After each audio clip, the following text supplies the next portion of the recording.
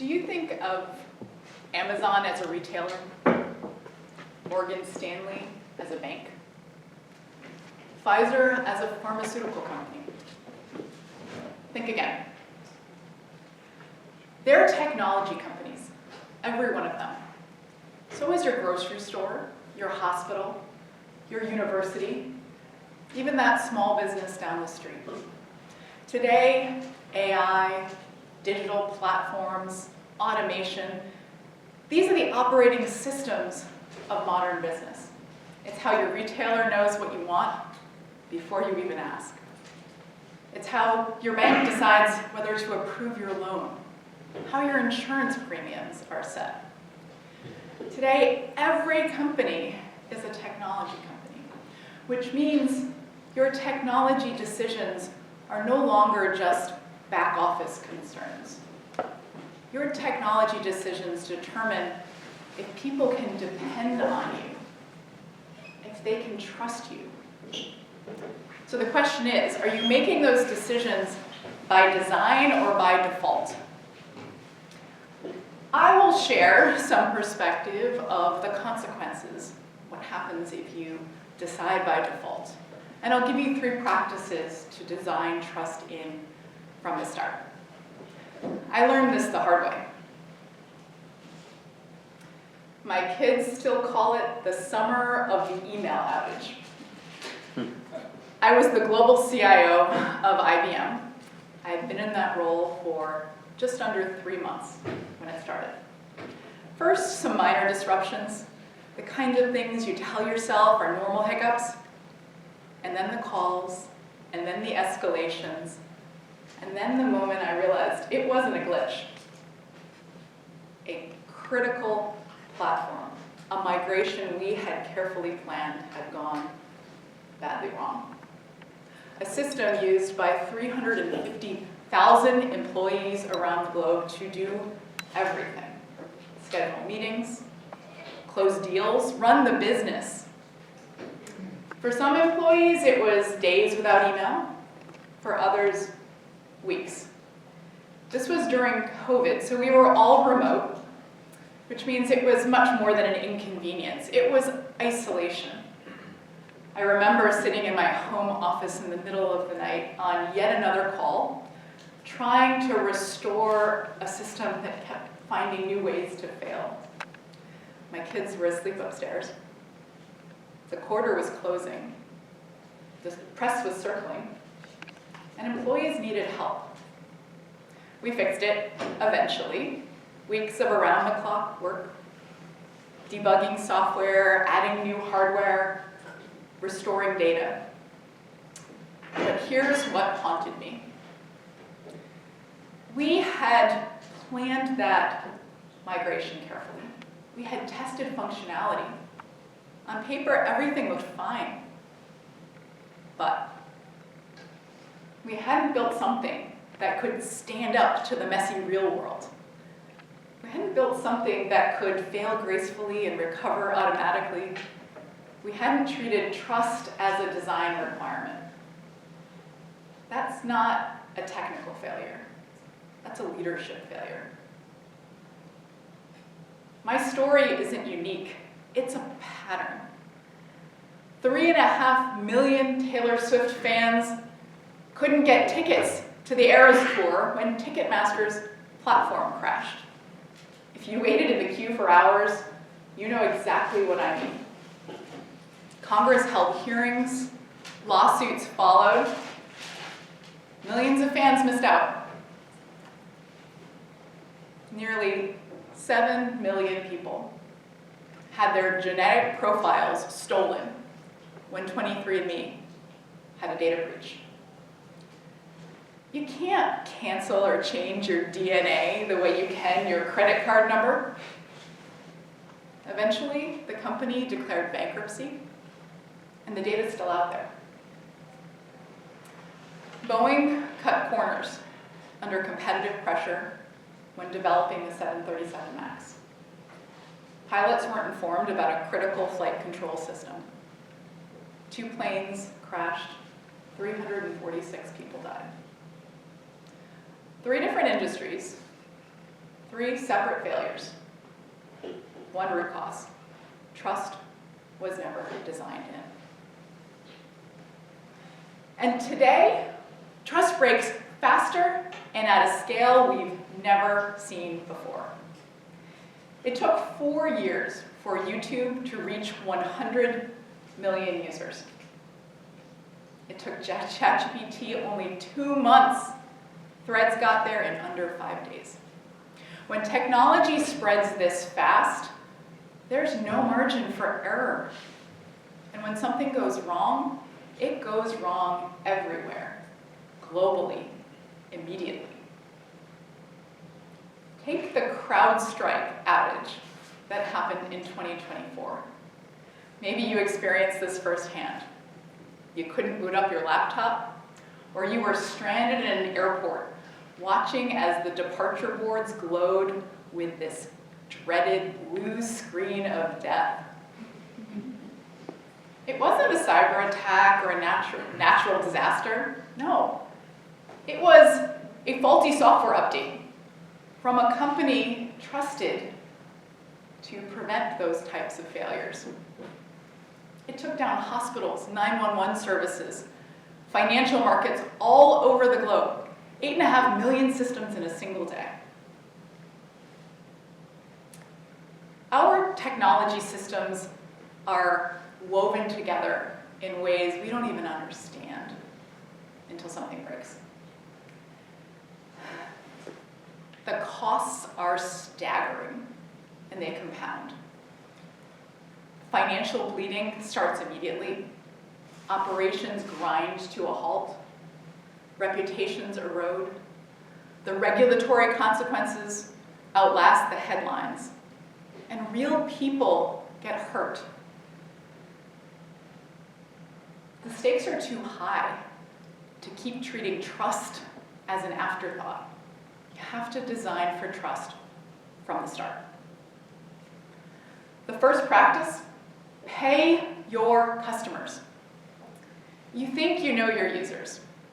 You've run surveys, you've analyzed data, you've done some usability testing, probably with people who look like you and speak your language and have the skills to navigate an early prototype. That's not user research.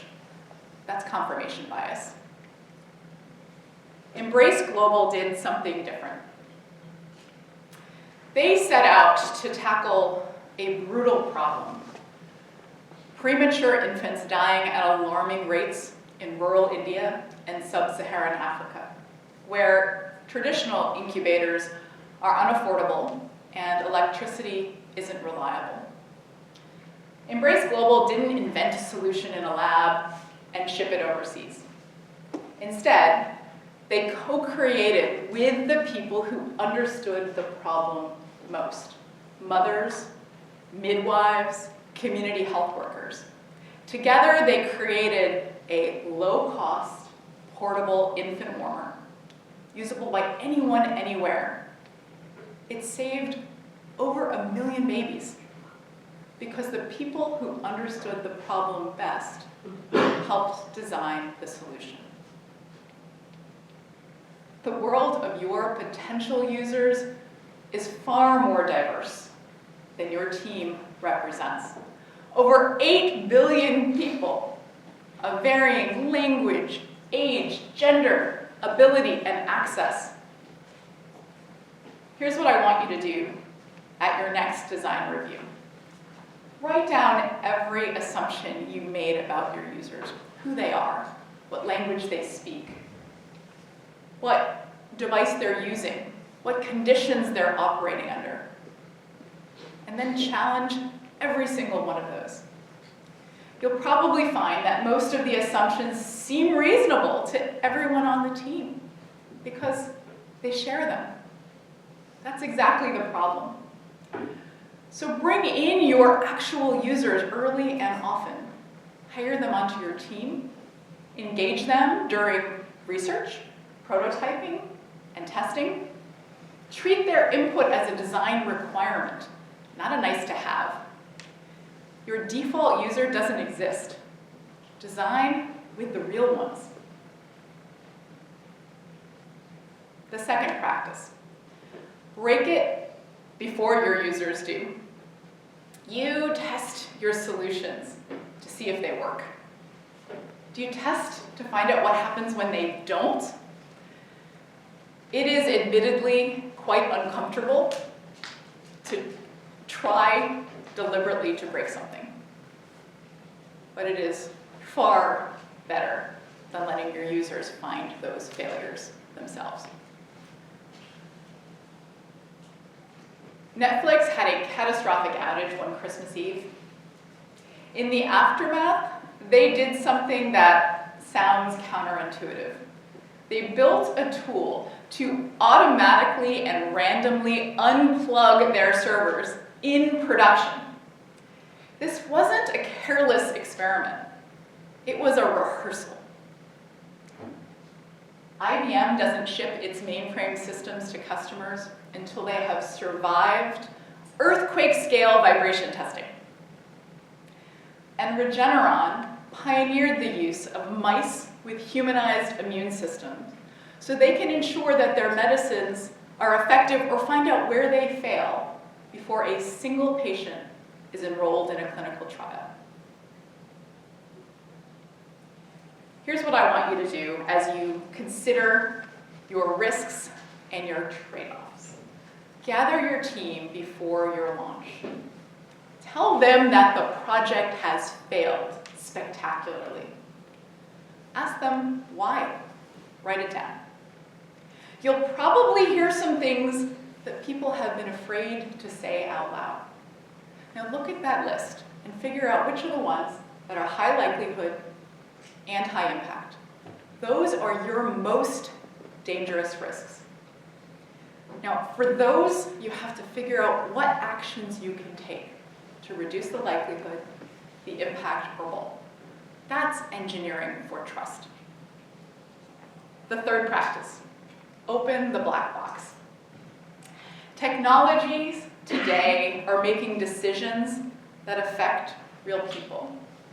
Whether your transaction is considered fraud, whether your scan shows signs of cancer. These decisions affect real people, and we need to think through how to expose the information. That's especially true of AI. Amazon built an AI tool to screen resumes. The idea was it would be faster, more objective, less human bias. However, the algorithm was trained on 10 years of data from a company where most successful hires were men. So the tool learned that male applicants were preferable. It penalized resumes that had the word women's, such as president of the Women's Engineering Society. Qualified applicants were rejected without explanation, without understanding why. Now, the idea of transparency isn't new. In all of our food, you see right there on the label the ingredients, the calories, the allergens. But we don't require the same of technology yet. So here's what I'd like you to do before you deploy any solution. Create a nutrition label, not a technical spec, a plain language document that explains what it does, what data it was trained on, what it doesn't do well, and where it could fail. If you can't fill that in, you're not ready to deploy. Demand that same transparency from all technology that you use. 3 practices. Pay your customers. Break it before your users do. Open the black box. These aren't abstract principles. They're specific actions you can take before your architecture is set, before you launch your products, before your users find what you missed. Trust isn't a promise. It's a practice. Every time you build, deploy, or adopt technology, you're making a trust decision. When you design for trust, from the start, you spend less time firefighting, less time in crisis mode, less time trying to win back what you lost. When you design for trust from the start, you don't just avoid failure. You build solutions people believe in and can rely on. You build technology worth trusting. Thank you.